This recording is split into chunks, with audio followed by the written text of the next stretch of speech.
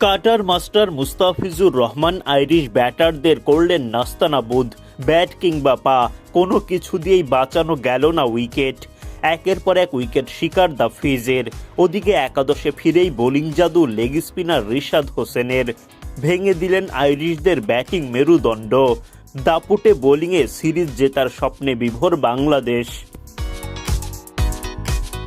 মঙ্গলবার সিরিজ নির্ধারণী ম্যাচে টস জিতে আগে ব্যাটিংয়ের সিদ্ধান্ত নেয় আয়ারল্যান্ড। বোলিংয়ে নেমে শুরু থেকেই আগ্রাসী বাংলাদেশ, তবে ছেড়ে কথা বলেননি আইরিশ ব্যাটাররাও। ফলে আয়ারল্যান্ড যেমন রান তুলতে থাকে, বাংলাদেশও পায় উইকেটের দেখা। ইনিংসের চতুর্থ ওভারে প্রথম আঘাত শরীফুল ইসলামের। টিম টেক্টরের স্টাম্প উপড়ে ফেলেন এই বাঁহাতি পেসার। একাদশে ফিরেই দলকে এনে দেন উইকেট। 38 রানে প্রথম উইকেট হারায় আয়ারল্যান্ড। টিম ফিরে যান 10 বলে 17 রান করে। হ্যারি টেক্টর উইকেট হারান মুস্তাফিজুর রহমানের বলে।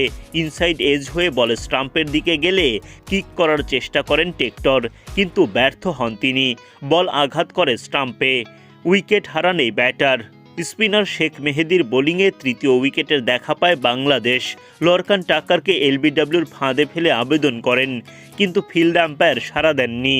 এরপর রিভিউ নিয়ে সাফল্য পায় বাংলাদেশ। 51 রানে গিয়ে 3 নম্বর উইকেট তোলে টাইগাররা।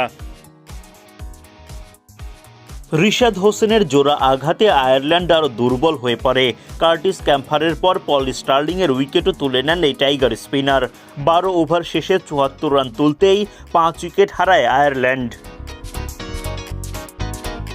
রিশাদ তুলে নেন নিজের 3 নম্বর উইকেটটাও। 4 ওভারে মাত্র 21 রান খরচায় 3 উইকেট শিকার করেন রিশাদ।